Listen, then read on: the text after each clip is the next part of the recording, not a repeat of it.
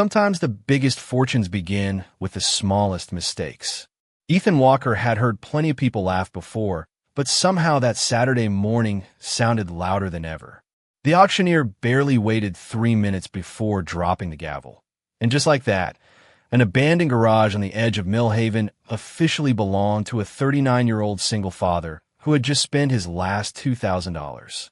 A few men standing near the rusted chain-link fence shook their heads, whispering that the building was ready to collapse and that only a fool would waste money on a place everyone else had refused to bid on. Ethan simply folded the worn auction receipt, slipped it into his wallet, and looked at his 9-year-old daughter. Emma squeezed his hand and forced a smile that was far braver than a child should ever have needed to learn. "Do you think we can really fix it, Dad?" she asked quietly. Ethan glanced at the cracked concrete floor visible through the half-open garage door, the faded paint peeling from the walls, and the roof that had clearly surrendered to years of rain. "We don't have to fix everything today," he answered. "We just need to make it better than yesterday." That had become a rule he lived by after losing his wife 4 years earlier. One day at a time, one repair at a time, one promise kept at a time. The garage smelled of dust, old oil, and forgotten dreams. Broken shelves leaned against the walls. Rusted machine parts lay scattered across the floor, and decades of neglect covered every corner in silence. Yet Ethan didn't see garbage. He saw possibilities. He saw a legal business address, a place where he could rebuild his small repair shop, a place that might finally convince the family court that he could provide the stable future Emma deserved. Together they rolled up their sleeves and began clearing away years of debris. Emma carefully sorted bolts into coffee cans while Ethan hauled twisted metal into a growing pile outside. Hours passed beneath the summer sun until his pry bar struck something that didn't sound like concrete. The sharp metallic echo stopped him cold. Kneeling beside the back wall, he brushed away layers of dirt and discovered an old steel hatch almost completely hidden beneath a workbench that looked as though it had not moved in decades. There was no lock, only thick weld marks around the frame, as if someone had wanted people to believe it had never existed. Ethan frowned. Whoever sealed it hadn't wanted thieves to stay out. They had wanted everyone to stop looking. He ran his fingers across the cold steel, noticing fresh scrape marks beneath the dust, far newer than anything else inside the garage. Someone had been here long after the building had been abandoned. Before he could say another word, the distant rumble of engines rolled across the empty road outside. Emma looked toward the front entrance. One black SUV became 2, then 3. They pulled to a slow, deliberate stop in front of the garage. The doors opened almost in perfect unison, and several sharply dressed professionals stepped aside as a tall woman in an elegant navy suit walked toward the entrance with calm, measured confidence. Her eyes never wandered around the room. They locked directly onto the hidden steel hatch at Ethan's feet. Then she looked at him and spoke with surprising urgency. "I'll pay you $10 million today," she said. "Just promise me you won't open that door." For several long seconds, Ethan Walker simply stared at the woman standing inside the dusty garage, wondering if he had somehow misunderstood what he had just heard. $10 million was not a number that belonged anywhere near his life. It certainly did not belong in a building with a leaking roof, cracked windows, and enough rust to fill a junkyard. Emma quietly stepped closer to her father, wrapping both hands around his arm as she looked at the elegant stranger with cautious curiosity.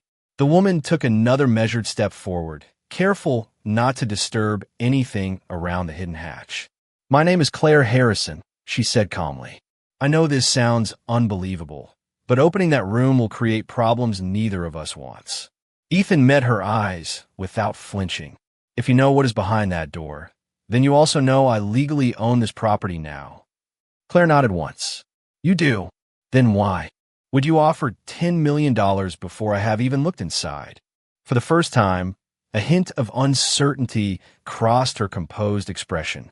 She glanced briefly toward the black SUVs outside before returning her attention to Ethan. Because some discoveries cost far more than they are worth. Ethan had spent years repairing engines, rebuilding transmissions, and solving mechanical puzzles. He had learned that people who refused to answer simple questions were usually hiding complicated truths. "I'm not interested in selling something I've never seen," he replied. Claire took a slow breath. "Then at least let my engineers examine it first." Ethan shook his head. "No." The answer came so quickly that even Emma looked surprised. Claire tilted her head slightly. "You are refusing $10 million without knowing what you are refusing." "I am refusing because you are asking me to make a decision before I have the facts." A faint smile appeared on Claire's face, almost as if his response confirmed something she had hoped to find. She reached into her purse and handed him a simple business card with only her name and direct phone number printed beneath the Harrison Mobility Group logo. "If you change your mind, call me before sunset." Ethan accepted the card but slipped it into his pocket without looking at it. Claire gave one final glance toward the welded hatch before turning to leave. As the convoy disappeared down the road, silence settled over the garage once again. Emma looked up at her father with wide eyes. "Dad, was she serious?" Ethan slowly knelt beside the steel hatch again. "People do not offer $10 million as a joke." He carefully examined the edges once more, noticing tiny ventilation slots hidden beneath years of dirt. Whatever lay below had been intentionally protected rather than abandoned. After borrowing a portable grinder from a neighboring repair shop, Ethan spent nearly an hour removing the old welds one careful pass at a time. The heavy steel cover finally lifted with a low groan, releasing a rush of cool air that smelled nothing like dust or decay. Instead, it carried the faint scent of clean metal and machine lubricant, though time itself had been sealed away. A narrow staircase descended beneath the garage into a surprisingly large underground workspace, illuminated by a single emergency light that still glowed dimly after all these years. Ethan switched on his flashlight and slowly walked down with Emma close behind. Workbenches lined the walls, covered with neatly organized tools that looked frozen in the middle of an unfinished project. At the center of the room rested a sleek silver vehicle unlike anything Ethan had ever seen. It had no manufacturer badge, no license plate, and no visible model name. Resting on the dashboard was a small leather notebook covered in dust. Ethan opened the first page and immediately realized that every handwritten calculation, every engineering sketch, and every signature belonged to the same person. Beneath the final drawing, one sentence had been written in careful block letters. "If this prototype is ever found, the truth must finally come out." The notebook felt heavier than it should have, not because of its weight, but because every page hinted at a story someone had desperately tried to bury. Ethan carefully turned another page, revealing detailed engineering sketches unlike anything he had seen in years. Every measurement was precise, every calculation carefully checked, and every handwritten note reflected the work of someone who believed excellence was a responsibility rather than ambition. Emma looked around the underground workshop with quiet amazement. "Dad, this place looks like somebody just walked away yesterday." Ethan nodded slowly. The tools were arranged with almost impossible precision, and despite the years that had passed, the equipment remained remarkably well preserved. Whoever had sealed the room had intended to protect everything inside. His attention returned to the sleek silver vehicle resting beneath a protective cover. He slowly pulled the fabric away, exposing smooth body panels that looked years ahead of anything currently on the road. There was no company emblem anywhere on the exterior, only clean lines designed by someone who valued function over recognition. Ethan opened the driver's door and settled into the seat. The cabin felt surprisingly modern, with an instrument panel that remained completely dark until his hand brushed against a small metal switch near the steering column. A soft chime echoed through the underground room. Then, one by one, several displays illuminated with a gentle blue glow. Emma gasped. "It still has power." Ethan could hardly believe it himself. A backup battery should never have survived this long. Yet the system quietly came to life as if it had only been turned off the previous evening. Lines of diagnostic information scrolled across the center display before stopping on a single message. Prototype 7. Development suspended. Archive protected. He frowned. None of it made sense. Before he could explore further, another icon flashed in the corner of the screen, requesting an engineering authorization code. Ethan reached instinctively toward the dashboard, noticing an unusually shaped access port hidden beneath a sliding panel. It was unlike any connector he had encountered during his years repairing modern vehicles. Whoever built this machine had created an entirely different architecture. Emma pointed toward the rear workbench, where an old desktop computer sat covered beneath a clear plastic sheet. Maybe that goes with the car. Ethan crossed the room and carefully uncovered the monitor. Surprisingly, the computer powered on after a few moments, displaying a secure archive filled with engineering files, design revisions, and hundreds of dated project entries. Nearly every document required authorization, but a public folder remained accessible. Inside were photographs showing teams of engineers smiling beside the same silver prototype during its earliest stages of development. Ethan recognized one face immediately. Claire Harrison stood near the front of the vehicle, much younger but unmistakably the same woman who had offered him $10 million only hours earlier. Standing beside her was an older gentleman whose smile carried the quiet confidence of someone proud of his life's work. The caption beneath the photograph simply read, "Harrison Advanced Mobility Initiative. Final Evaluation Week." Ethan continued searching until another image froze him in place. Toward the back of the engineering team stood a familiar man wearing safety glasses and holding a set of blueprints. Ethan slowly leaned closer, unable to believe what he was seeing. It was his father, the same father who had disappeared from his life when Ethan was a teenager. The same father everyone believed had abandoned his family without explanation. Emma looked from the photograph to her father with wide eyes. "Grandpa worked here." Ethan swallowed hard, unable to answer immediately. Everything he thought he knew about his family suddenly felt incomplete. At that exact moment, his phone vibrated inside his pocket. The screen displayed an unknown number. When he answered, Claire's calm voice came through without hesitation. "I know you found the laboratory," she said quietly. "And if you've already seen the photographs, then you know your family has been part of this story much longer than you ever imagined." Claire remained silent for several seconds after speaking, as though she understood that no explanation could immediately erase 30 years of unanswered questions. Ethan looked once more at the photograph on the computer screen before finally responding. "If you know who my father was, then start telling me the truth." Claire let out a quiet breath. "Not over the phone. Please meet me tomorrow morning." Ethan almost refused. Every instinct told him not to trust a billionaire whose first solution had been to bury the discovery beneath a generous offer.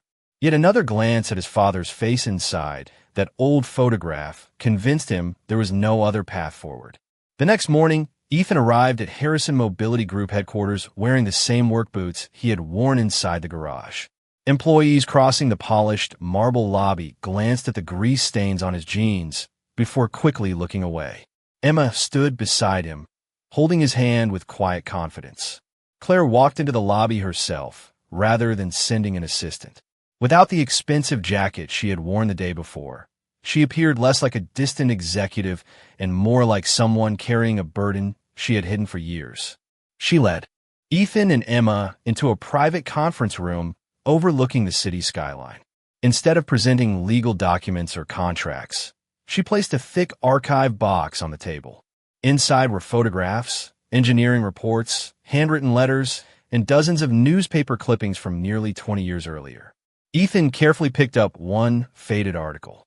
The headline announced that Harrison Mobility had canceled its revolutionary prototype program after a catastrophic testing failure.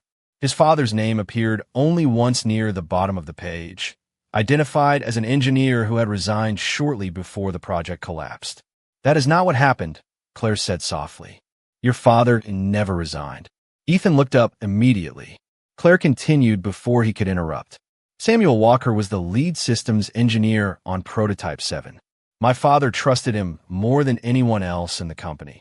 They spent years building that vehicle together." Ethan frowned. "Then why did he disappear?" Claire lowered her eyes for a moment. "Because someone inside the company manipulated the project, and when everything fell apart, your father refused to sign documents that blamed the engineering team. He believed the truth would eventually come out. Instead, he walked away to protect the people he loved from a fight that could have lasted forever. Ethan felt years of anger begin colliding with uncertainty. For decades, he had believed his father abandoned the family without looking back. Now, every certainty he had carried suddenly felt fragile. Emma quietly flipped through another folder until she found a photograph of Samuel smiling while holding a much younger Ethan on his shoulders during a company family picnic. "Dad," she whispered, sliding the picture across the table. Ethan stared at the image in silence. He had forgotten that day entirely. Claire watched him carefully before speaking again.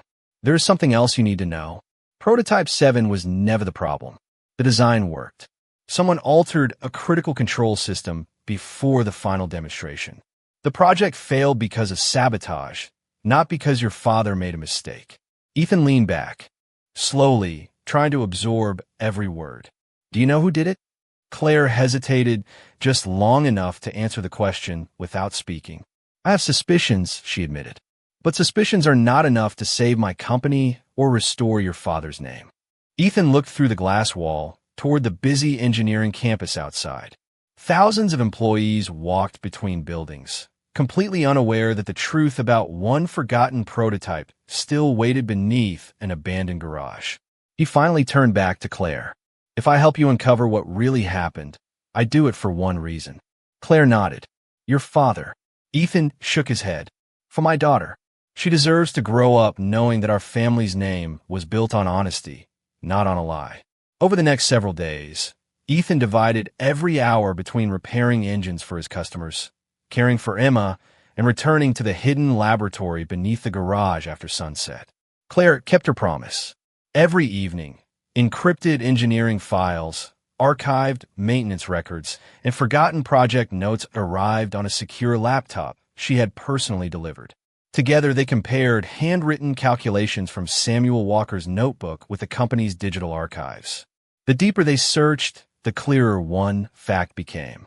Prototype 7 had never been an experimental failure. Every design review praised its reliability. Every simulation exceeded expectations. Yet the final demonstration had ended with the project being permanently abandoned. Something between those two moments had changed the entire story. Ethan carefully disassembled one section of the prototype's electronic control system, placing every component on a clean workbench exactly as his father had once done. After several hours of testing, he noticed a tiny circuit board that did not match the original engineering drawings. The replacement looked professionally manufactured, but the soldering style differed from every other component inside the vehicle. Someone had modified the system after Samuel completed the design. Claire stared at the circuit board without saying a word. "Can you prove it was replaced?" she finally asked. Ethan nodded. Slowly. "Not yet, but I can prove it does not belong here." Emma, sitting nearby with her homework spread across an old drafting table, looked up with innocent curiosity. "So somebody changed the car after Grandpa finished building it?" Ethan smiled gently. "That is exactly what I think happened." Claire watched the conversation quietly. She had negotiated billion-dollar mergers and spoken before thousands of shareholders without hesitation. Yet hearing a little girl refer to Samuel Walker as her grandfather somehow made the story feel painfully real. For the first time in years, Claire stopped seeing Prototype 7 as a corporate crisis. She began seeing it as a family legacy stolen from another family. The following afternoon, Ethan received an unexpected visitor at the garage. A well-dressed man stepped out of a luxury sedan carrying no briefcase, no documents, and no company identification. His confident smile never reached his eyes. "Mr. Walker," he said politely, "my name is Victor Kane. I believe we have something to discuss." Ethan immediately recognized the name from the executive list Claire had shown him. Victor was the executive vice president who now controlled much of Harrison Mobility's daily operations. Ethan folded his arms. "I have nothing to sell." Victor smiled a little wider. "You have not heard my offer." He looked around the old garage before speaking again. "You are a hardworking father trying to build a better future for your daughter. I respect that.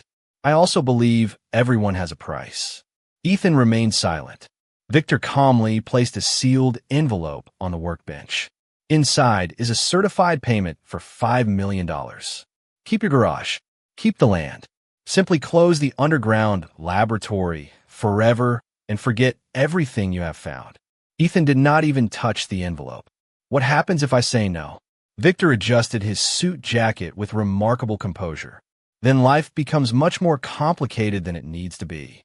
Before Ethan could respond, Emma walked out of the office carrying 2 bottles of water. She smiled politely, unaware of the tension filling the room. Victor looked at her for a brief moment before returning his attention to Ethan. You have a wonderful daughter. I hope she continues enjoying the quiet life you have worked so hard to create. He thanked Emma for the water, set the unopened bottle back on the counter, and walked toward his car. Ethan watched the sedan disappear down the road before slowly picking up the envelope. He never opened it. Instead, he carried it directly to the underground laboratory, placed it beside Samuel's notebook, and realized that the truth hidden beneath the garage had just become far more valuable than any amount of money someone was willing to pay to keep it buried. That night, sleep refused to come easily. Ethan sat alone beneath the old garage, staring at the unopened envelope Victor Kane had left behind while the silver prototype rested quietly beneath the laboratory lights. $5 million would have erased every financial worry he had carried for years.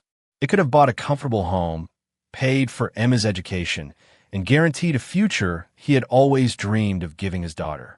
Yet the money felt strangely small compared to the truth sitting only a few feet away.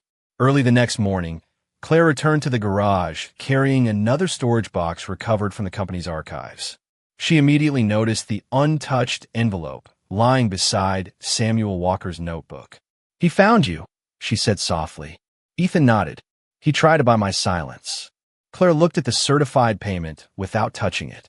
That means he is afraid. Ethan carefully placed the modified circuit board beside the original engineering drawings. Fear alone is not enough. We still need proof. Together, they continued examining every document Samuel had left behind. Hours passed until Emma, who had been reading through a stack of old project binders simply because she enjoyed organizing things, pulled out a folded maintenance checklist tucked between 2 pages. Dad, this paper does not match the others. Ethan took the document and immediately noticed something unusual. Every official maintenance record listed the prototype's control module by the same identification number, except for one inspection completed only 2 days before the final demonstration. That single record contained a different serial number. Claire quickly opened the digital archive on her laptop and compared it with the company's official database. The discrepancy had never been corrected. Someone had quietly replaced the original control module shortly before the project ended. Ethan leaned back in his chair. This is the first real evidence. Claire shook her head gently. It proves a replacement happened. It does not prove who ordered it. Ethan understood she was right. They needed something that connected the altered hardware to the person responsible. He turned back toward the prototype and carefully removed another interior access panel hidden beneath the dashboard. Behind it sat a compact diagnostic recorder designed to capture every system change made during development. Its indicator light remained dark, but the storage unit appeared intact. Ethan connected specialized testing equipment from the laboratory and waited. After several tense minutes, the recorder responded.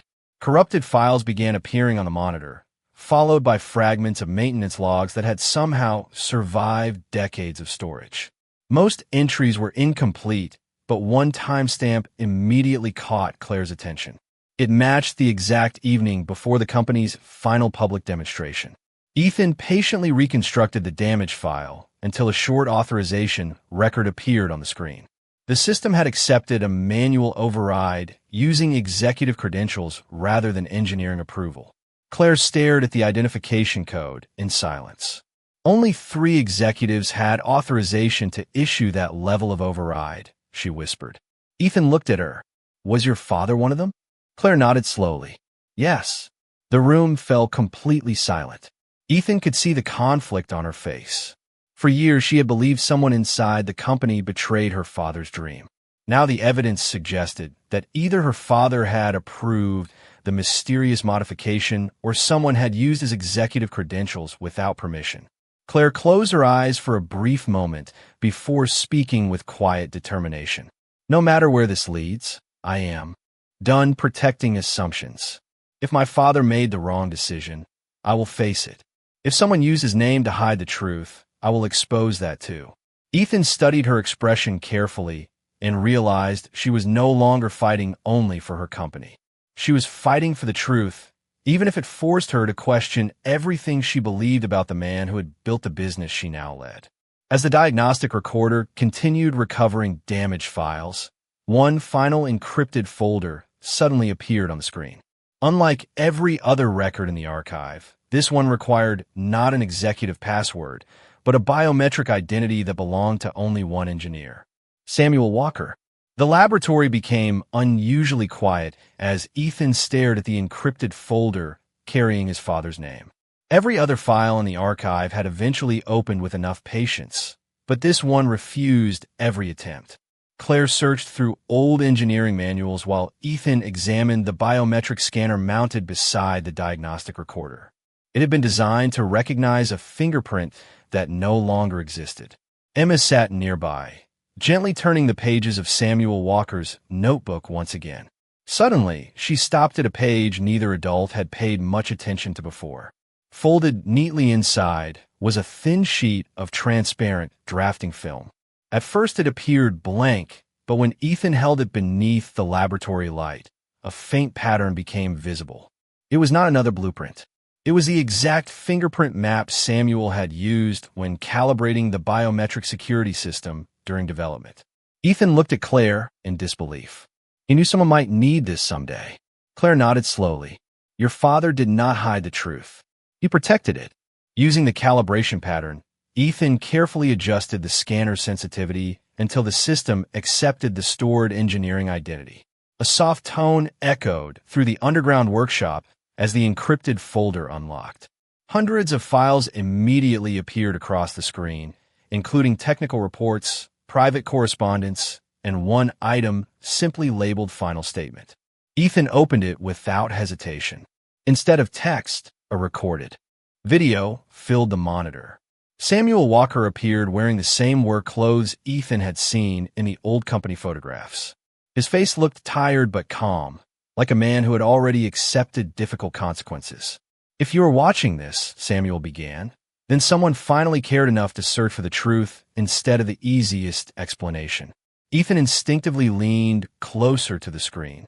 Samuel explained that Prototype 7 had exceeded every safety requirement during testing and was ready for public release. 2 days before the final demonstration, he discovered that someone had secretly authorized modifications to the electronic control system without engineering approval. He immediately objected and documented every concern in writing. When those warnings were ignored, he created the underground archive to preserve the original design and every supporting record. Samuel paused before continuing.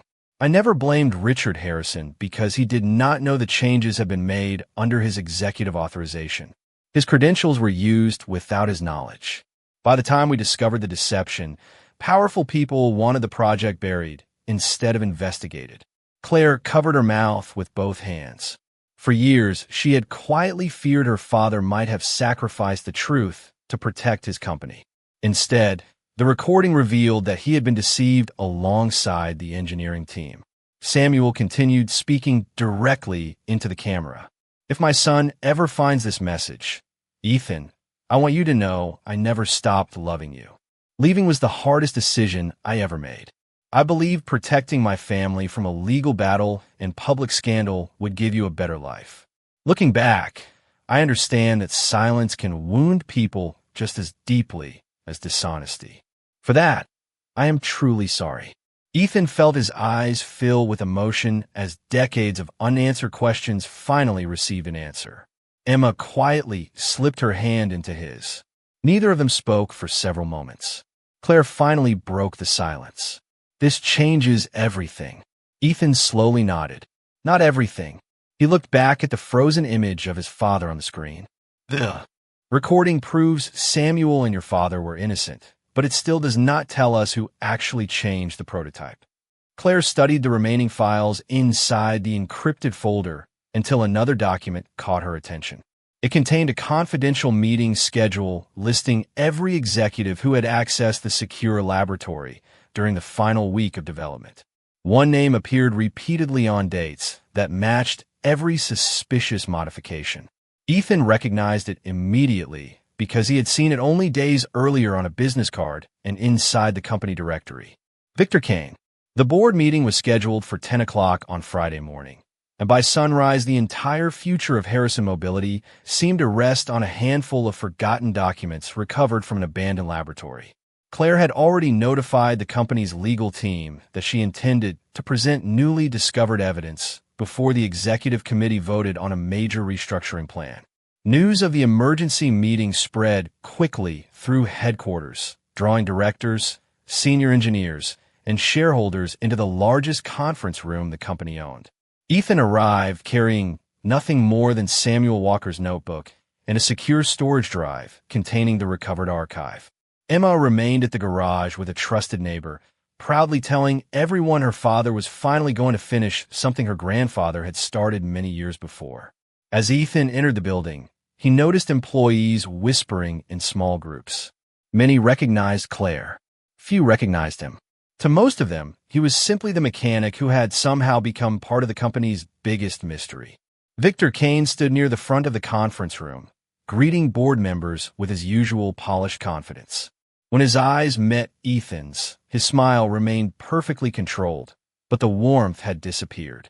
"I was hoping you would reconsider my offer," Victor said quietly. Ethan looked directly at him. "The truth is not for sale." Victor adjusted his tie without changing his expression. "That depends on whether people believe your version of it." Moments later, the meeting officially began.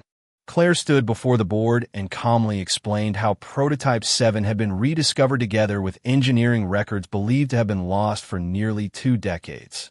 Several directors exchanged doubtful looks, while others leaned forward with growing curiosity. Before anyone could interrupt, Ethan connected the secure storage drive to the presentation system.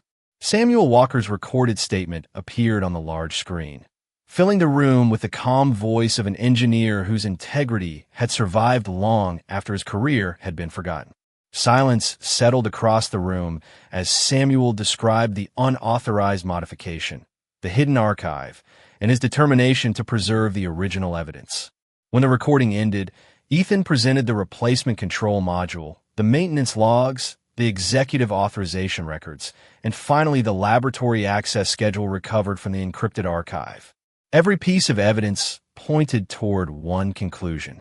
The unauthorized changes had occurred, while Victor Kane repeatedly accessed the secure development facility.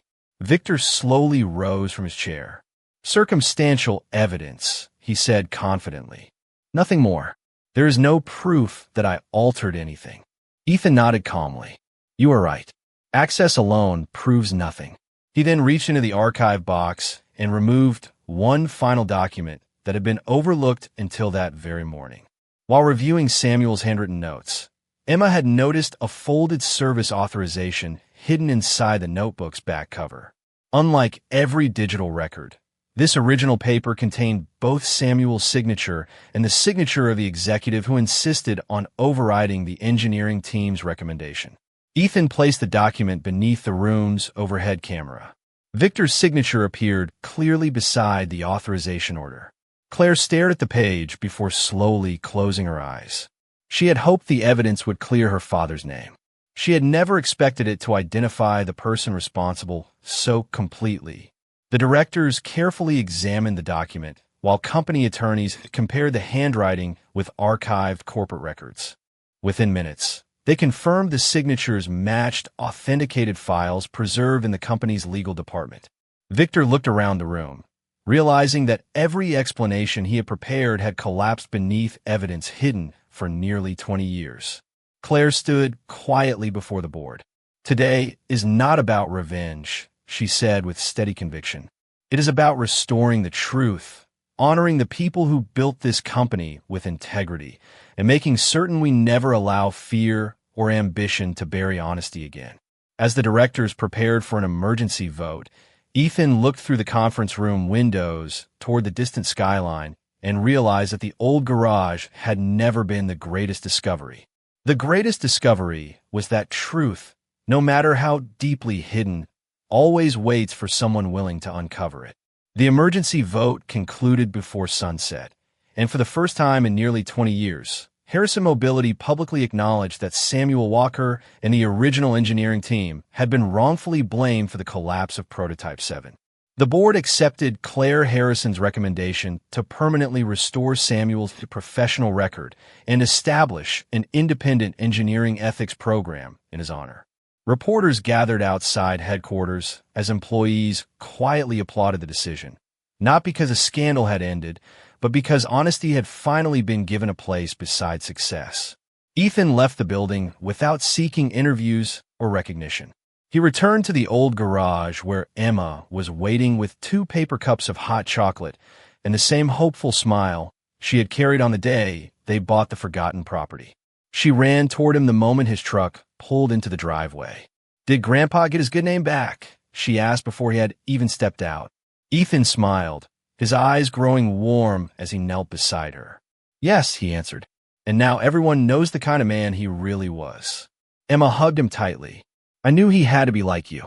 Ethan laughed softly, realizing that no award or public recognition could ever equal hearing those words from his daughter.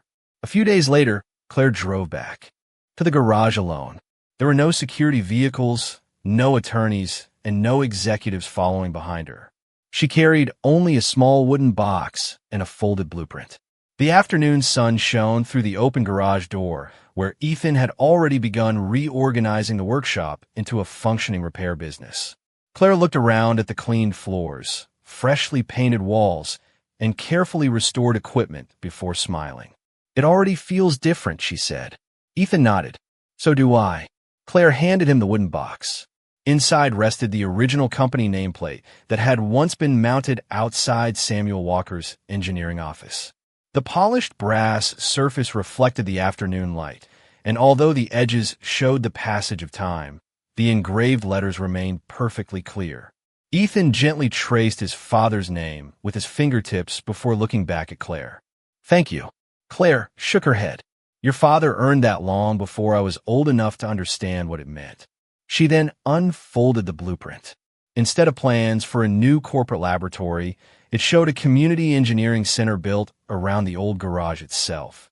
There were classrooms for students, workstations for apprentices, and open bays where experienced mechanics could mentor young people beginning technical careers. "The company wants to fund this project," Claire explained, "but only if you agree to lead it." Ethan studied the drawing before quietly folding it closed. "Only on one condition." Claire raised an eyebrow. "Which is?" Ethan smiled. "The garage stays exactly where it is, and the sign outside still says it was bought for $2,000. I want every student who walks through that door to remember that value is not determined by the price someone pays. It is determined by what people choose to build afterward." Claire smiled with genuine admiration. "I think that is the smartest investment this company could ever make." 1 year later, the old garage had become a place filled with purpose instead of dust. Young mechanics learned alongside experienced engineers. Local families gathered for community workshops, and Emma proudly welcomed visitors while telling them how everything had started with one impossible decision. Hanging above the entrance was the original auction receipt, framed beneath a simple message that Ethan had written by hand. It read, "Never underestimate honest work, quiet courage, or a second chance." Every evening, as the last lights inside the workshop faded into the golden colors of sunset, Ethan would lock the garage doors, take Emma's hand, and walk beside Claire toward the parking lot, grateful that the greatest treasure hidden beneath that forgotten building had never been the prototype at all. It had been the opportunity to restore a family's honor, rebuild trust, and prove that integrity will always outlast ambition.